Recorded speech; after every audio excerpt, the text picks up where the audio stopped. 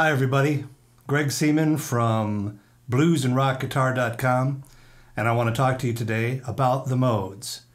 Now, modes are, I've seen lots of videos, read lots of books, and I want to explain about how the modes work because I think that sometimes when I'm looking at books and videos, they make it way more complicated than it really needs to be. Now let's talk about, and also, what you want to do is get a copy of my book off of bluesandrockguitar.com, download it in a PDF form, and you need page 12 master scale forms. You need to look at that page, and that's what we're going to take a look at and talk about. Now, when we're looking at that page, the very first scale tone goes like this. You're starting off at the F note, and you play just the major scale.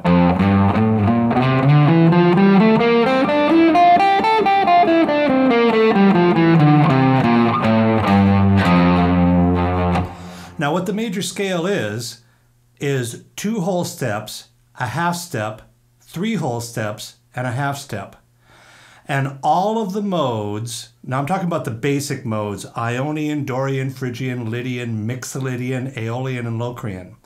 They all have those same whole steps and half steps in common. They're just not in the same places. But they all have 2 whole steps, a half step, 3 whole steps, and a half step. So there's 2 whole steps and 3 whole steps broken up by half steps. And that's exactly what the piano looks like. When you're looking at the keyboard of a piano, the 2 white keys together without the black key in between, that is either E and F or B and C. Those are natural half steps. So E and F and B and C are always a half step. And that's on the piano keyboard, that's the 2 white keys without the black key in between. All the other notes being whole steps. Now, some of this information might be kind of beginner, and I want to talk about this though because sometimes people might be fuzzy on some of these areas. For instance, the guitar is built on a half step system. Every single fret is a half step. Open to first is a half step, first to second is a half step, and there's 12 half steps up to the 12th fret. At the 12th fret, the guitar starts over again. This is a miniature neck. 12th fret is the same as open. 13 is the same as 1. The dots are even in the same spot. The 15th fret dot and the 3rd fret dot on a Stratocaster, and most guitars have those same dots in the same spots. So, keeping that in mind, the way that I teach people how to play the modes is by a root tone system.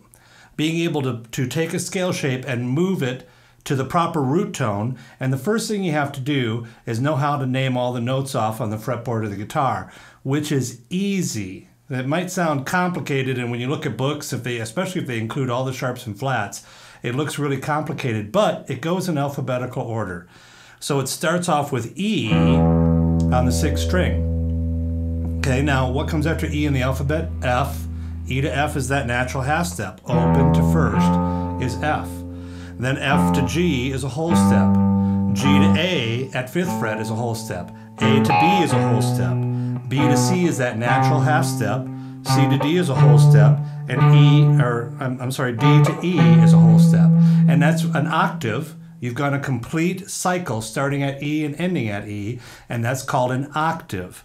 All right, so now the notes go, and that's going, the notes go up this way, and they also go across the neck this way in the same order.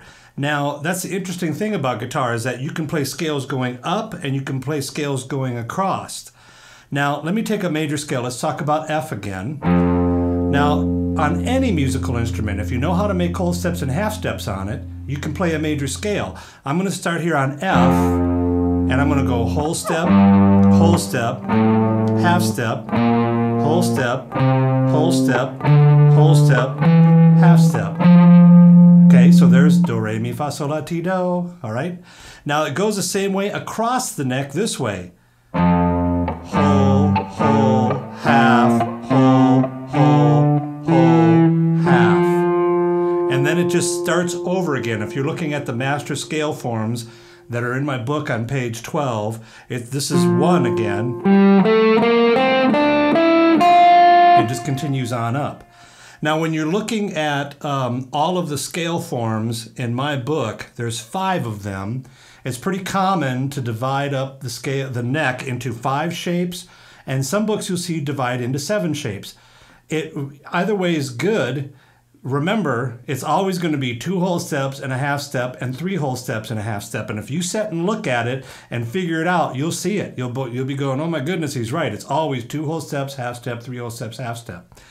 Now, I have them divided into 5 sections. When you're looking at them, all 5 of them together are the complete neck of the guitar. The way the guitar players learn how to play lead guitar is by sectioning off or breaking it up into 5 different segments or 7 different segments. You'll see some books do that. Mine is broken up into 5 different segments. Now, the reason is that we can memorize, if you put them all on one neck, it can be confusing. If we chop it up into 5 segments, we can memorize the 5 segments. It makes it easier to learn how to play them. Now, the reason why, let me talk about how the guitar is tuned. The guitar is tuned to 4th intervals between the 6th and 5th string. And what I mean by a 4th, it just means like 4 letter names, 4 steps in a scale. This is the E string, this is the A string, right? So E, F, G, A, it's a 4th. A to D is a 4th. D to G is a 4th. G to B is a 3rd, okay? So G to B is a 3rd. B to E is back to a 4th. Now, the reason why guitars are tuned that way, and actually all stringed instruments that we play, like fretted or non-fretted, even violins, cellos, they are tuned to either 4ths or 5ths, and the reason is so that the human hand can reach the scale shapes, you know, in a comfortable manner where we can reach where we can play across the strings and play the scales and play those whole steps and half steps. And also being able to play the triads. We can play, you know, the basic chords and bar chords in a shape that fits the human hand. If we tune the guitar to A, B, C, D, E, F, G, to play a G chord, you'd have to do some weird gyration to get all the notes on there, and it's not going to work. So that's why instruments are tuned to those intervals. Okay, now, the first scale shape in my book, when you look at it, that I have numbers in there. There's one on the top that has numbers and one right below it that has the fingering. It's numbers also, but it's the fingering suggestion. Many books that I have found have just dots, and you just have to figure out what finger to use. I actually suggest what fingers to use. There's a convention of fingering for the guitar, and I like to try to lead people in that direction so they kind of get used to the proper fingering. But with the scale shape, the first scale shape, it starts off, this is number 1, this is number 2, this is number 3. Those numbers just mean this is the first note of the scale, this is the second note of the scale, this is the third note of the scale, 4th, 5th, 6th, 7, 1, 2, 3, 4, 5, 6, 7, 1, 2, 3. So that's all those numbers mean. This is an F note, a G note, an A note, a B flat note. See, it goes in alphabetical order. F, G, A, B flat, C, D, E, F, G, A, B flat, and so on. So that's what the numbers in there mean. Now those numbers are what we're going to use to find where the scale goes for playing in different modes. Now the first mode is called the Ionian mode. The Ionian mode is the mothership. It is called the major scale. Do, re, mi, fa, sol, la, ti, do. 2 whole steps, a half step, 3 whole steps, and a half step. Do, re, mi, fa, sol, la, ti, do. Okay? That's the major scale. Now, when I want to play it in a key, in a different key, I have to make one, if I want to play an Ionian, land on the note of the key I'm playing in. So for instance, it's in F right now. Okay, so now the band, or whoever you're playing along with, has to do something for you. They've got to play in the key of F.